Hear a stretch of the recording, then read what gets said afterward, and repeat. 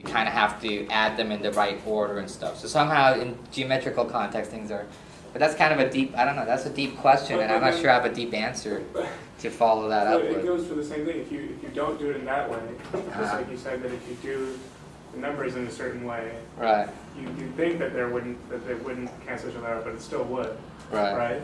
So just because you're doing it in a different way, I mean, why? Well, Why does that make it? So? I guess the simple answer, because now I'm feeling hungry and faint, is that with numbers you get the wrong answers. If something's wrong. With knots, there was nothing wrong. Maybe we should put that on a t-shirt. Yeah, I also don't see the point of like making it infinite, because like you could just make 3 groups and you can still get K and get not. 3 groups? Like let's say if you see up there, the first one, like you can just leave it like that and you don't have to go infinitely and you can just still get the unknown. No. It's very, you need infinitely many. So someone's pointing out, this is an important point. The reason we have to go to infinity is someone might say, let's just use these boxes. What happens when you try to regroup? If I just had these 1, 2, 3, 4, 5 sort of knots along the string here, when I try to regroup, I have K and J, but then K is still left over. Right, so then, but that's exactly my But point. but in this case, when there's infinitely many, I can sort of regroup like infinitely. So But you can also do that there. Just because you grouped it that way doesn't mean it doesn't have a pair somewhere down right, there. but you don't get what I want, which is K to be. Look, if you regroup, you get nothing interesting. That's the point. So let's look at the original 7 knots. So let's pretend the original 7 knots along here, right, is K, J, K, J, K, and then it kind of, there's no more. There's nothing here. It's not. I'm not putting infinitely many things. Now, if I regroup this way, what do I get? I get that this goes to K.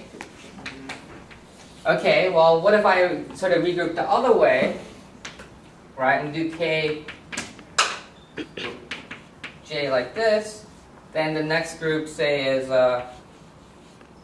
K connects some J.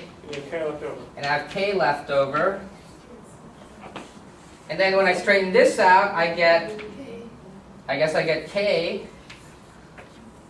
K is equal to K, which is not a very interesting result. It doesn't mean, but okay. K is equal to K, but when I did it the but it would be infinite way. interesting if 0 equaled 1, but that doesn't mean that it's That would be like wrong, because like you had 1 minus 1, you like have something that cancels out K too. Well, J cancels out K. But now we have like extra K left, which is still not 0.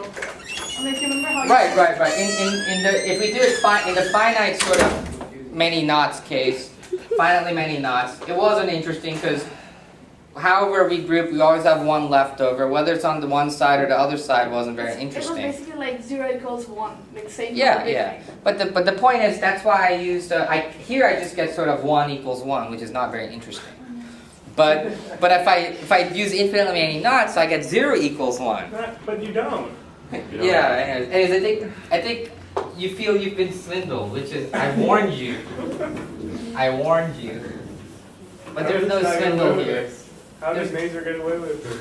What are you talking about? Like what happened? Like I don't know. Mazur, I mean, he mumbled some extra stuff that's more convincing to.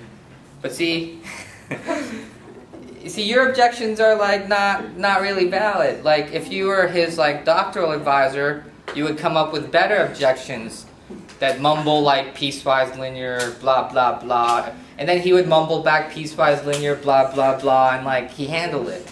That's how he graduated. Now he's at Harvard. Okay? So, all right. I think that's enough of that proof. You guys can think about it. It makes sense. It makes sense. It's a beautiful proof. It's like it's like math at its funkiest. There's something about it that's just like, it seems sort of pointless, like really.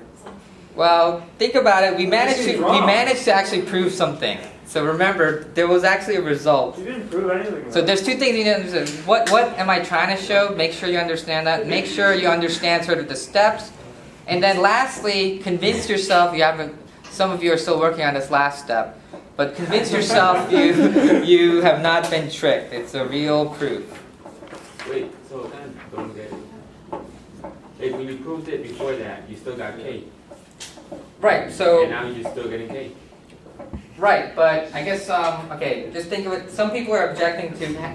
I thought the objection was, why can't we do this with finitely many knots? And the point is, you don't get anything interesting. You just get K equals K. If you use infinitely many knots, if you group the first two, which cancel each other, and you group the next group of two, which cancel each other, you keep doing this with infinitely many knots, the whole thing's unknotted, okay? Now, since there's infinitely many things, what I can do is I can group the second and third, and then the fourth and fifth, and the sixth and seventh, etc., and those all cancel out, and just leave me the first guy. So since these two ways should give the same thing, the first thing's actually unknotted. Anyways, Nada, you have a question? But how come in the beginning you just assume that K and J equal an unknot? Isn't there like a... No, that's the theorem. So remember, the theorem we proved, so let's be clear, the theorem we proved is that if K connects some J is the unknot, K and also J, K and J are each the unknot. So in other words, there's no way you can take two things that are actually knotted up, take their sum, and somehow they cancel out each other's knottiness and get you something unknotted. I'm going to answer one more, and then we're going to move on. Luke? Right, but if it's an infinite line, right? Uh-huh. Well, then why doesn't somewhere down the line does K get a pair, like ever? Like, if it's infinite, Right. then it's eventually going to get matched up with something. No, Why not? because even though it's infinity, it's like there's certainly as many as there are like positive integers, But you right? said it doesn't work for numbers. Right, but so basically 2, 3, 4, 5, I can give you the rule to sort of pair up all those numbers, and you should agree with me that everything's paired up except 1, right? If I pair up 2, 3, if I pair up n and n plus 1 for n greater than, for n But- equals, I guess the even numbers, right? Yeah. Then that pairs them all up, and you can check, even though there's infinite many. Right, but there is there really a 1 when you're talking about infinity? Is there really like 1? Can you say Okay, that? this is getting non-constructive. Sorry, Luke. It's not. It's not constructive. This is like Nah. it's like